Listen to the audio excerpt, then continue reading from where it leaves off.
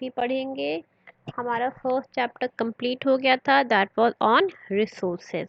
ठीक है, आज हम नया चैप्टर स्टार्ट करने वाले हैं and the name of that chapter is natural resources, land, soil, water and wild life. ठीक है, हमने जनरल टर्म पढ़ा था रिसोर्सेज, जिसके अंदर हमने दो टॉपिक्स पढ़े थे, नेचुरल रिसोर्स भी होता है और ह्यूमन रिसोर्स भी होता है। अब हम इन डिटेल पढ़ेंगे कि नेचुरल रिसोर्सेज कितने टाइप के होते हैं और उनमें क्या क्या डिटेल्स होती हैं। ठीक है, उनमें क्या यूज़ होता है, वो कैसे उनकी कंजर्वेशन होता है, कैसे डिग्रेडेशन होता है, वो हम सब आज पढ़ेंगे। ठीक है, in this chapter we will study it. ठीक, तो let us start the chapter. ठीक, land, soil, water, wildlife and minerals are major natural resources. ठीक है, they are essential for survival on earth and they have great utility value। ठीक, अब इन पे कई सारे फैक्टर्स डिपेंड करते हैं। ठीक, क्या क्या डिपेंड होता है, जैसे कि पॉपुलेशन डिस्ट्रीब्यूशन, रिलीफ और क्लाइमेटिक कंडीशंस। ठीक है, अब ये जो रिसोर्सेज हैं वो बार बार यूज़ किए जा सकते हैं because they are renewable resources. ठीक है, and they are closely inter linked.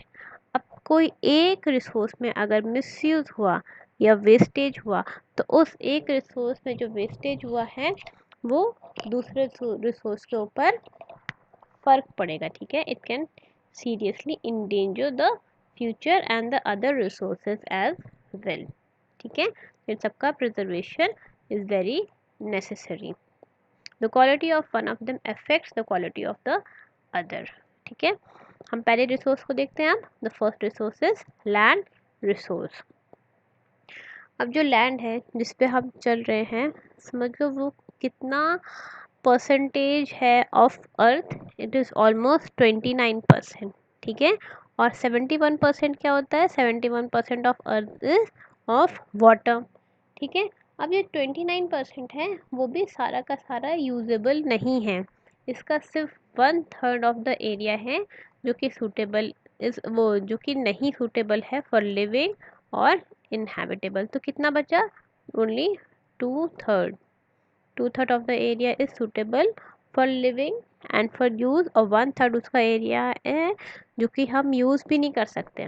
ठीक है, अब इन एरिया में क्या क्या इंक्लूड होता है, इसमें इंक्लूड होता है मिनरल्स, फॉरेस्ट, लाइफ फॉर्म्स। ठीक है, अबव भी और बिलो द सरफेस भी। ठीक है, और दोनों का, प्लांट्स और एनिमल्स का भी।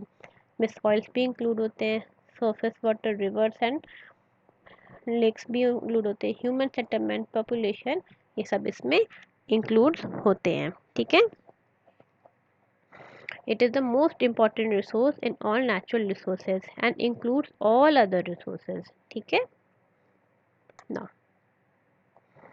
अब जो लैंड सरफेस है वो हर जगह सेम तो है नहीं, कहीं पे प्लेन्स हमें दिखते हैं, कहीं पे माउंटेन्स दिखते हैं, कभी प्लेटूज दिखते हैं। ठीक है, कहीं बहुत हिली होता है, कहीं बिल्कुल प्लेन होता है। ठीक है, तो डिफरेंट टाइप्स ऑफ लैंड क्या प्रेजेंट करते हैं, हमें डिफरेंट टाइप ऑफ रिसोर्सेज देते हैं। ठीक है, तो ऐसे ही इनका डिफरेंस की वजह से सब जगह इवन पॉपुलेशन नहीं है। ठीक है, कहीं पे जैसे बहुत कोल्ड है या बहुत हॉट है, उस क्लाइमेट्स में वो बहुत कम पॉपुलेशन वहाँ पे आपको मिलेगी।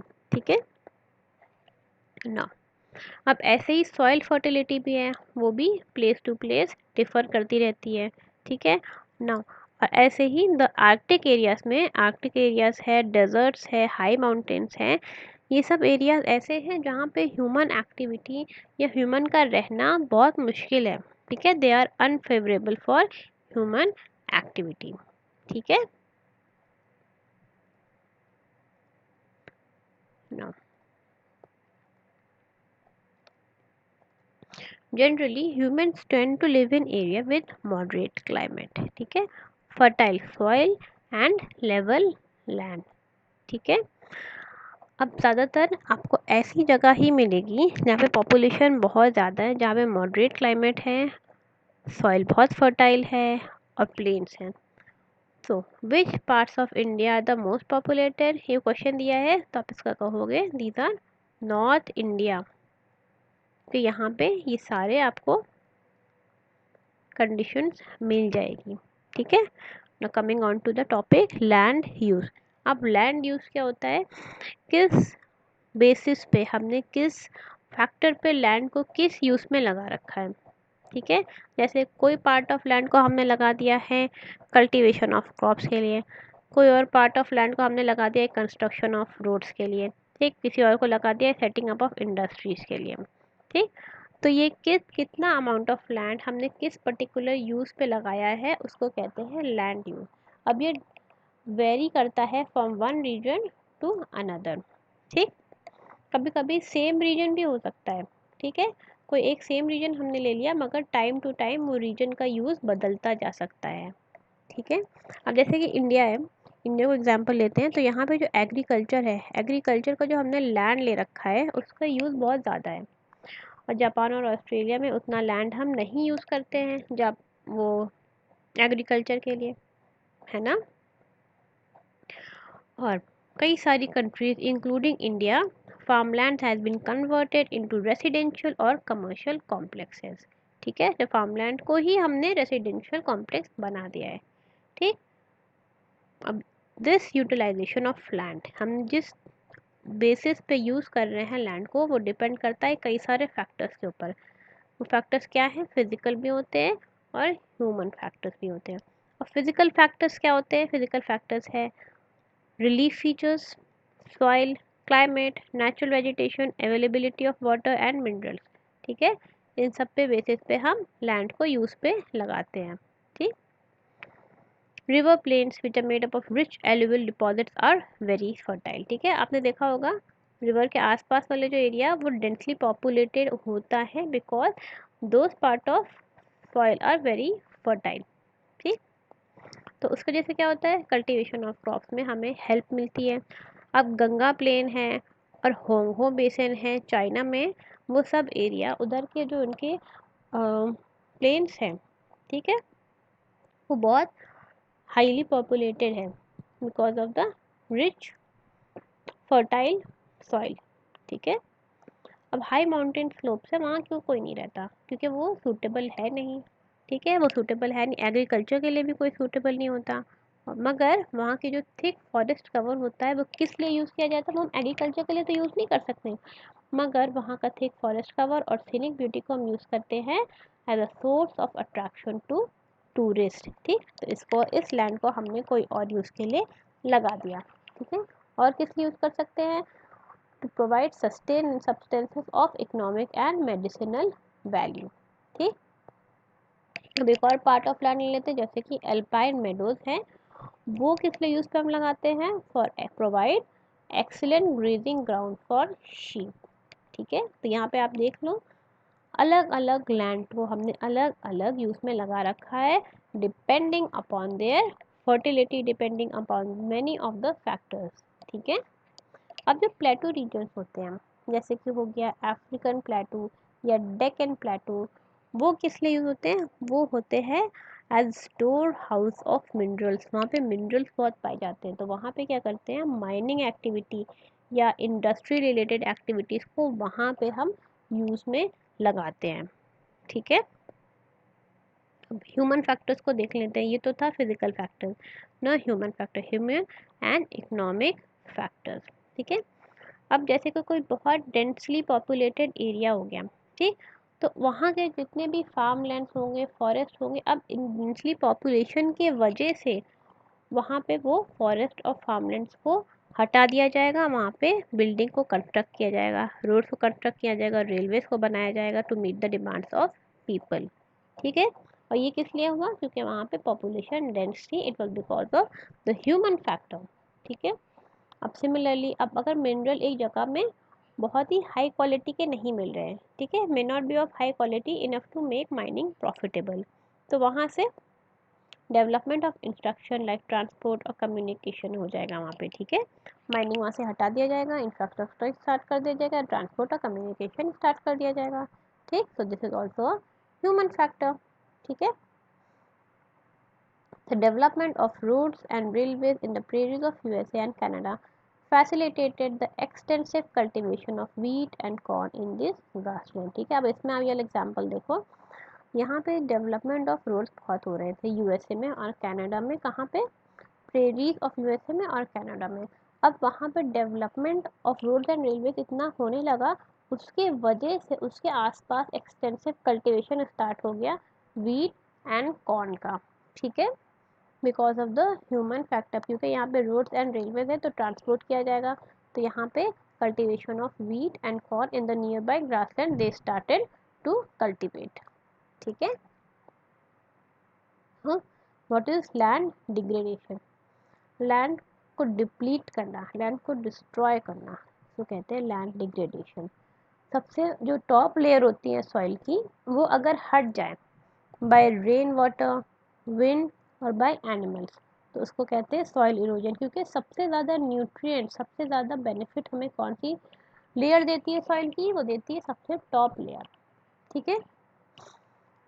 कुछ एक्टिविटीज़ ह्यूमन की, जैसे कि deforestation, overgrazing, construction, over use of chemical fertiliser and pesticides and natural calamities like floods and landslide से भी क्या होता है?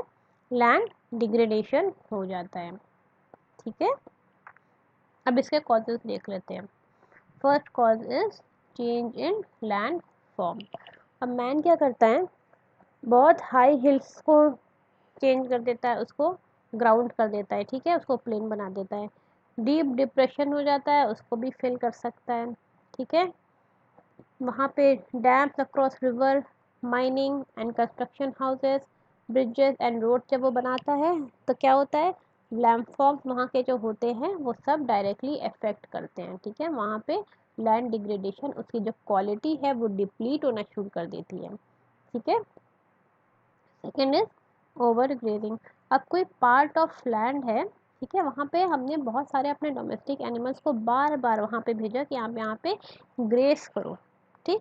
तो उससे क्या होता है? जो फर्स्ट लेयर होती है सॉइल की वो रिमूव कर जाती है, ठीक, वो ओवर ग्रेजिंग से रिमूव हो जाती है बाय रिमूविंग द वेजिटेशन। तो over grazing is the main cause of land degradation in the states of Gujarat, Rajasthan, Madhya Pradesh and Maharashtra. ये सब एरियाज में ओवर ग्रेजिंग बहुत ज़्यादा हुई है, तो वहाँ पे लैंड डिग्रेडेशन हो गया है, ठीक है। Now next, degradation by mining and quarrying. More than 5,500 mines and quarries are operating in India. अब आप सोच लो, ये जितने इतने ढेर सारे माइंस, 5,500 माइंस और क्वारीज अभी करेंटली ऑपरेट कर रही हैं इंडिया में। अब जहाँ पे ये ऑपरेट हो रही है, जिस लैंड को ये यूज़ कर रही है, वहाँ पे डंप किए जाते हैं मिनरल वेस्ट को, ठीक है। और कई बार माइंस को अबैंडन कर दिया जाता है। वो जो अबैंडन माइंस होती हैं वो अपने पूरे लैंड को डिग्रेड कर देती है, वहाँ का सारा मिनरल्स और न्यूट्रिएंट्स ख़त्म हो जाता है, वो पूरा डिप्लीट हो जाता है, ठीक है। ना last is degradation by industrial dust. अब ये क्या होता है? जो थर्मल पावर प्लांट्स हैं, ठीक, वहाँ से उड़ती है फ्लाई ऐश, ठीक है, ये केमिकल है फ्लाई ऐश, वहाँ से थर्मल पावर प्लांट से उड़ता है। And dust generated from cement and ceramic industries, ठीक है, इन दोनों से, थर्मल पावर प्लांट से और सीमेंट एंड सिरेमिक इंडस्ट्रीज से जो फ्लाई ऐश और डस्ट उड़ के जाता है, लैंड पे बैठता है, उससे वहाँ का लैंड की डिप्लीशन स्टार्ट हो जाती है, उसकी क्वालिटी ख़राब हो जाती है, ठीक है। It leads to land degradation. अब हम देखते हैं इसका हम कंजर्वेशन कैसे कर सकते हैं। इन 4 पॉइंट से हम कंजर्वेशन कर सकते हैं। First is afforestation and control on overgrazing, ठीक है। आप प्लांट्स लगाना शुरू करूँ, आप ट्रीज लगाना शुरू करूँ, तो वहाँ का एरिया का लैंड डिग्रेडेशन विल रिवर्स, ठीक है। Second, plantation of shelter belts of plant, ठीक है। आप शेल्टर बेल्ट्स लगाओ ऑफ प्लांट्स की, पूरा एरिया लगाओ। आप जैसे बेल्ट टाइप देखे हो, बेल्ट्स, जैसे एक वर्टिकल लाइन जाएगी प्लांट्स की, तो उससे क्या होता है? प्लांटेशन अगर हम ऐसे करेंगे तो सॉइल फर्टिलिटी इज इंक्रीज्ड, ठीक है। Third, growing of thorny bushes. अब अगर हम थॉर्नी बुशेज करेंगे तो आप कहोगे इससे क्या फ़ायदा है? अगर हम थॉर्नी बुशेज लगाते हैं तो जो सैंड ड्यून्स हैं उसको स्टेबलाइज हो जाता है, ठीक। Growing of thorny bushes to stabilise sand dunes, इसके बारे में आगे आप और डिटेल में पढ़ोगे। ना फोर्थ, अगर आपको माइनिंग करनी है तो it should be environment friendly, ठीक है ना। Next, soil resources. सॉइल क्या होता है, जो सबसे पतली लेयर होती है, thin upper layer of the earth crust is known as soil, ठीक है। ये बनती कैसे है, ये रॉक से बनती है, ठीक है। जब रॉक्स टूट जाते हैं, डिसइंटीग्रेट हो जाते हैं, और किससे बनती है, जो प्लांट और एनिमल के डेड मैटर, डिकेड मैटर होते हैं, उससे भी सॉइल बनती है, ठीक है। कैसे, in the form of humus, ठीक है। अब ये क्या क्या कंटेन करती है, it contains moisture, air, small insect and organisms like bacteria, ठीक है। ये सॉइल कंटेन करती है ये सब, ठीक है। अब सॉइल तो बहुत इम्पॉर्टेंट होती है, किस लिए, क्योंकि हम सॉइल में क्रॉप्स को प्लांट करते हैं, वेजिटेबल्स उगाते हैं, ट्रीज़ को उगाते हैं उससे, तो soil is very important. Soil का कंजर्वेशन हमें बहुत इम्पॉर्टेंटली, बहुत केयरफुली देखना चाहिए, ठीक है। तो ऑल द लैंड क्रिएचर, जितने भी लैंड क्रिएचर्स होते हैं, चाहे वो कार्निवोरस ही हों, ठीक है। आप कहोगे कि वो तो प्लांट्स खाते नहीं है, लेकिन वो डायरेक्टली या इनडायरेक्टली डिपेंड करते हैं सॉइल पे फॉर देयर फूड, ठीक है। क्यों, क्योंकि अगर कार्निवोर कोई होगा, as for example there is a lion, he eats deer. अब डियर तो ग्रास खाता है ना, ठीक है, तो डियर को तो न्यूट्रिशन चाहिए, तो इनडायरेक्टली, और indirectly the lion is also dependent on the grass, ठीक है। लेयर्स ऑफ सॉइल और सॉइल प्रोफाइल। अब सॉइल जो है कई लेयर्स की बनी होती हैं, मैं इसको हम डिस्कस करते हैं। और इन लेयर्स को बोलते क्या है, इन लेयर्स को बोलते हैं हम होराइजन्स, ठीक है। तो टॉप सॉइल जो होती है, ए होराइजन होती है, उसमें वो कॉम्पोजिशन क्या होता है, ह्यूमस होता है और फाइन रॉक पार्टिकल्स होता है। कैरेक्टरिस्टिक क्या है, it is of porous layer and is very fertile. B horizon क्या हो गया, that is known as subsoil, उसमें होता है कॉम्पोजिशन सैंड, सिल्ट और क्ले। यहाँ पे क्या होता है, रेन वाटर यहाँ पे कलेक्ट किया जाता है, ठीक है। फिर हो गई third layer, that is called parent rock और सी होराइजन। यहाँ पे क्या कॉम्पोजिशन है, small pieces of weathered rock. Last है बेड रॉक और D horizon, that is and it is composed of solid and weathered rock, ठीक है। अब सॉइल फॉर्मेशन के कई सारे फैक्टर्स होते हैं, आइए हम फैक्टर्स डिस्कस करते हैं। First, the rocks on which soils are formed disintegrate and decompose under the process of weathering and decomposition, ठीक है। सॉइल बनते कैसे हैं, because of the disintegration of rocks, ठीक है। तो जहाँ पे ये डिसइंटीग्रेट हो रहे हैं, डिकम्पोज हो रहे हैं due to the process of weathering and decomposition, तो इस पर बहुत डिपेंड किया जाता है, ठीक है। तो ओरिजिनल रॉक हो गया, उसको कहते हैं हम पेरेंट रॉक, वो प्रोवाइड करते हैं basic materials and the type and quality of a rock depend on it's parent rock. जो पेरेंट रॉक है, जो रॉक टूट के सॉइल बना है, जो डिसइंटीग्रेट करके सॉइल बना है due to the process of weathering and decomposition, उसके टाइप पे और क्वालिटी ऑफ रॉक पे डिपेंड करता है सॉइल, ठीक है। सेकेंड, क्लाइमेट डिटरमाइन करती है, ठीक है। क्या डिटरमाइन करती है, द रेट ऑफ वेदरिंग और इरोजन, ठीक है। अगर कोई जगह पे बहुत ज़्यादा मॉइस्चर है, तो उससे क्या होगा, वहाँ पे ग्रेटर फ्लक्चुएशन इन टेम्परेचर होगा, ठीक है।